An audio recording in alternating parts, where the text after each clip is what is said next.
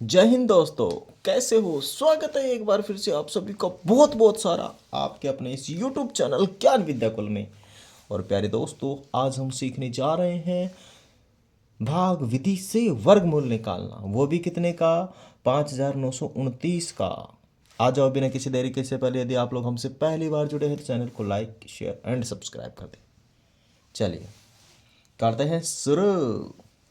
भागो। चलो, देखो क्या करेंगे। सबसे पहले पीछे से दो दो के बना देंगे जोड़े। ओके, दो दो के बन गए जोड़े। अब मुझे इस वाले पूरे जोड़े में, न कि एक अंक में, पूरे जोड़े में हमें एक ऐसे अंक का भाग देना है इनमें से। एक ऐसे अंक का भाग देना है इनमें से जिससे मैं गुणा भी करूँ ना तो भाई साहब 59 आ जाए, मानी 59 आ जाए। 59 नहीं आए तो कम आ जाए। मतलब इनमें से किसी अंक का भाग देना है मुझे। मतलब 1 2 3 4 5 6 7 8 9, इनमें से किसी का। तो किसका दूँ? मैं 7 का दे लूँ क्या, या मैं 5 का दे लूँ, या मैं 6 का दे लूँ? तो गुणा करके देखना पड़ेगा। अगर मैं 6 का भाग दूंगा ना तो 6 को 6 से गुणा करूँगा, 36 आ रहा है, जो कि 59 से लगभग आधा ही है। 7 का दूंगा, 7 7 49 हो रहे हैं, तो लगभग ये भी इससे कुछ कम ही है, 10। 8 का दूंगा तो 64, ये इससे ज़्यादा हो रहा है 59 से। तो ज़्यादा तो मुझे लेना है नहीं, मुझे तो लेना है भाई साहब कम ही, मानी 7 ही लेना है। ठीक है, बराबर आ जाए तो बराबर, नहीं तो कम में पार पड़ जाएगी। 7 को 7 से गुणा करेंगे, कितना हो जाएगा?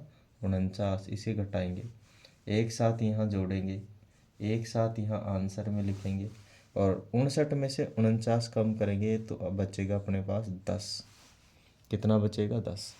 और पूरा का पूरा जोड़ा उतारा जाता है, अकेला अंक का विश्वास नहीं है। अकेला अंक नहीं आता है, पूरा जोड़ा उतारा जाता है मेरे भाई।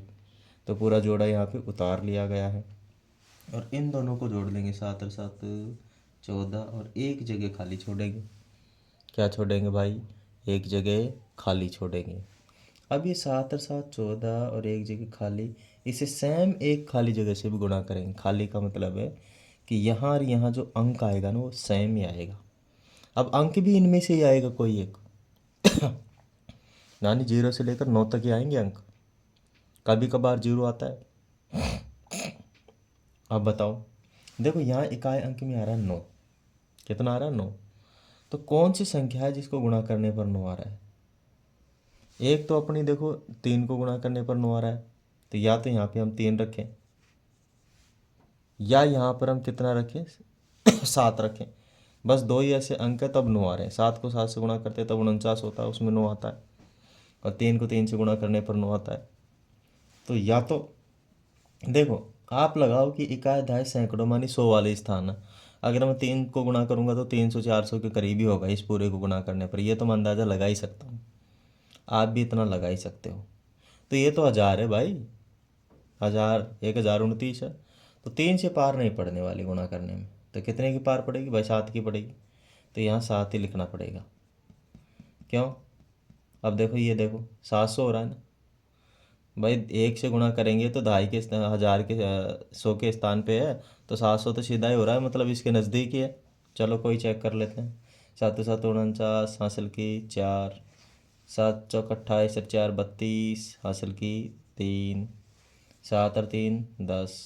आया ना, उसके बराबर ही आया ना गुणा करने पर। तो यहाँ आ जाएगा 1029, 1029। यहाँ कितना उतारा था मेरे भाई? 7। यहाँ भी उतारेंगे 7, इसे जोड़ेंगे भी, और यहाँ पर भी कितना उतारेंगे? 7। इसे घटाएंगे, कुछ नहीं बचेगा। अब देखो, इसको जोड़ के मैं नीचे क्यों नहीं लिख रहा? क्योंकि इधर है ना, इधर कोई संख्या है ही नहीं आगे जोड़ने के लिए, और इधर उतारने के लिए। उतारने के लिए होती तो मैं यहाँ जोड़ के नीचे आ जाता और एक जगह और खाली छोड़ देता। तो अपना आंसर कितना हो जाएगा? 77। किसका? 5929।